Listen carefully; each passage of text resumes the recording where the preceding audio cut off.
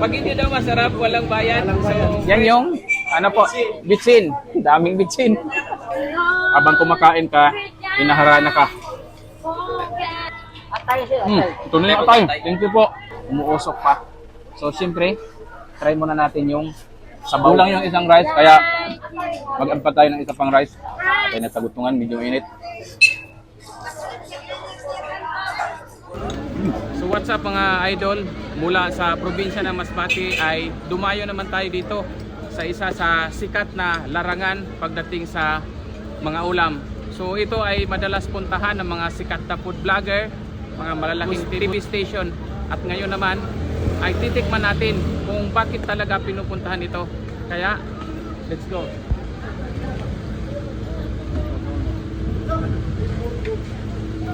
Pag hindi daw masarap, walang bayad. So, pre, pero I'm sure talagang mapapulot ako ng wallet ko nito dahil matagal ko na sinusubaybayan ito. Sikat na sikat talaga yung tindahan nila, sir. Sir, anong lugar nga po ito? El Flores Street, Pasig, Cebu City. Ayun, so sa mga gustong magpunta, pag sumakay kayo ng Grab or taxi, El Flores Street, Pasig, Cebu City. So dito nyo matatagpuan yung kanilang mamalaki na linarang na tagutungan. Sa partner nito yung mais. Mais!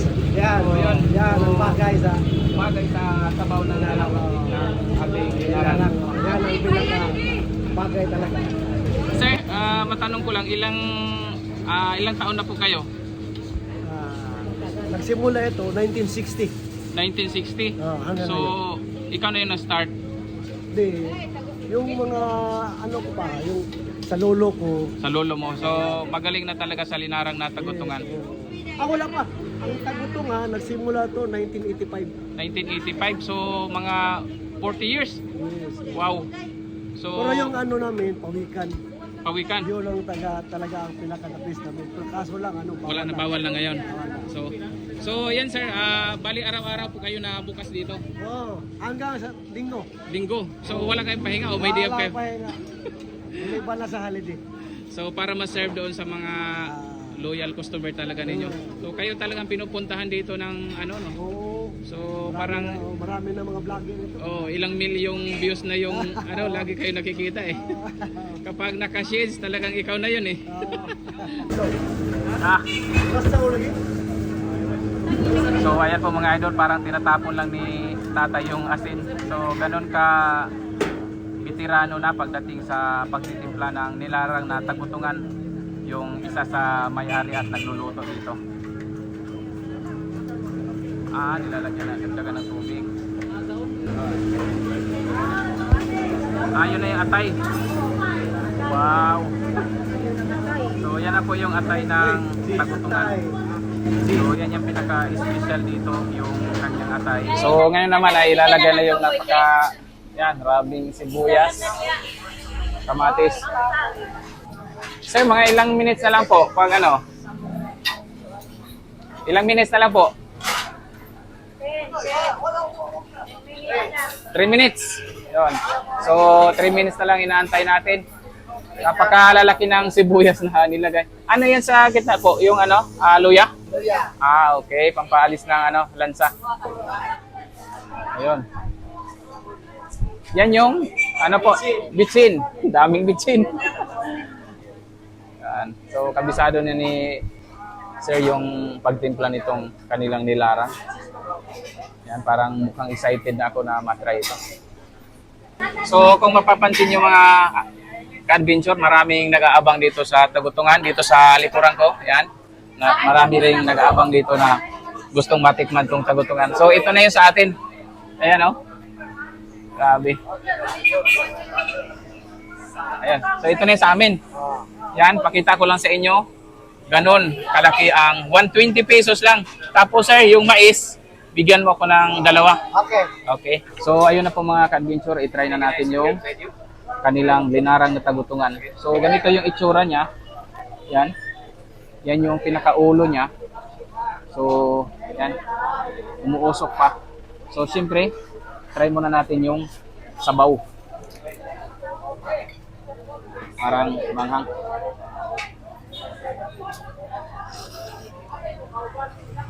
Ah.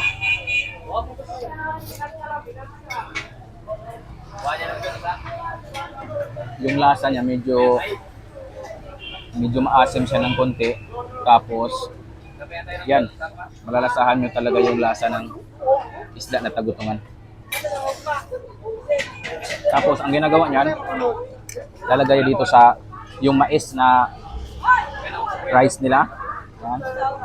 Ito yung pinaka-partner talaga. So ito yung dinarayo dahil sa sarap niya kapag pinartner mo dito sa mais na kanin.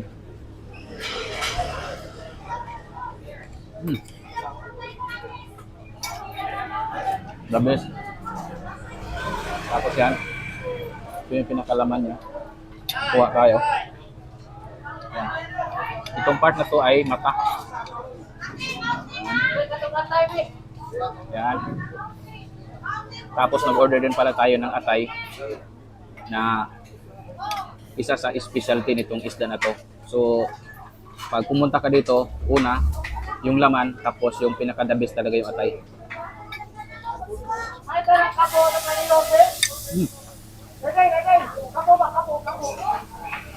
Napakalambot ng laman, tapos hindi siya naiba sa mga normal na isda na kinakain natin. Halos same talaga siya. Kaya lang sobrang taba.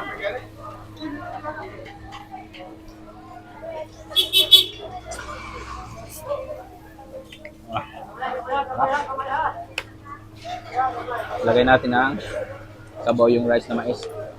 Rice na mais pa.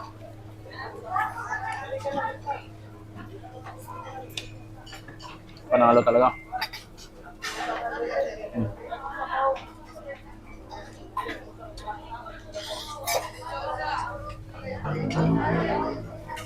Atras. Yung iba kasi nito mga idol, talagang pinatatakutan to nila kasi akala nila yung butiti na nakakalason, pero iba yung tagutungan.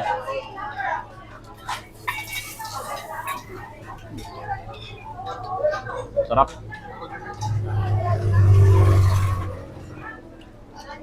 Tapos dito sa part na to yung mata. Ayan. Patong natin dito sa ayan, mais na kanin.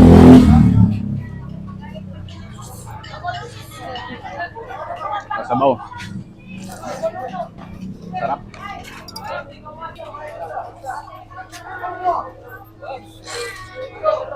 Ah. Sarap. Partner na mais. Dong, atay na mo sa? Atay siya, atay. Ito na yung atay. Thank you po. So ito na yung atay ng tagutungan. Yan. Parang, ano, parang dami. So medyo mainit pa. Try natin. Atay na tagutungan, medyo mainit.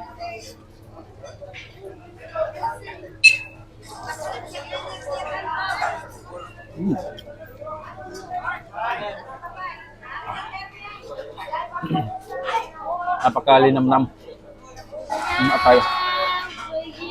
Panalo, parang atay din ng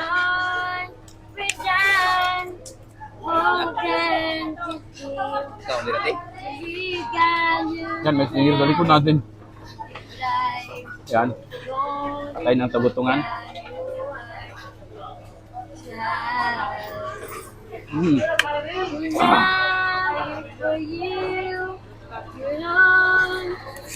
Sulit talaga. Kalinamnam.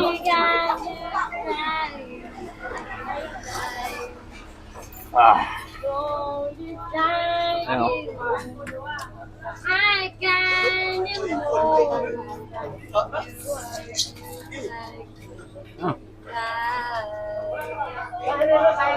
Ang taba.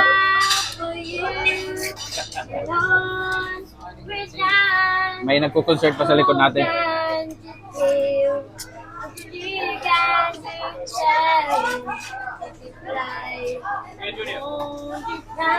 Super sarap. Ano? Last na atay. Init.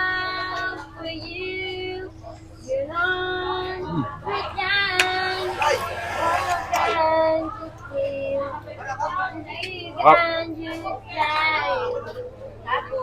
Ang kagandahan, mayroon pang kumakanta dito sa likod natin habang kumakain tayo ng sikat na linaran na tagutungan. Ngayon si ate, pakita mo. Pakita mo si ate. Free singer pa. Mayroong singer na nakakanta dito. Ayan. Habang kumakain ka, hinaharana ka. Sulit talaga.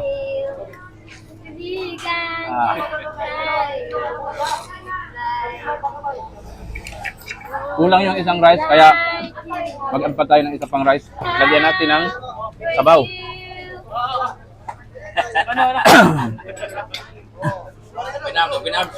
Yan, open arms. So yan. Trust ko na ni. Trust ko na. So yun. Tuloy tayo sa pagkain. Sobrang sarap.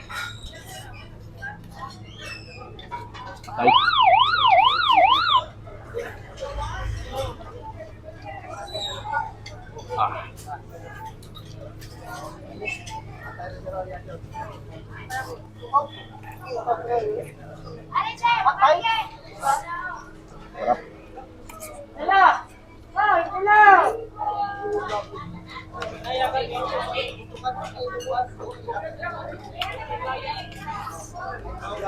Thank you for watching. Don't forget to follow, share ng video na ito. God bless po.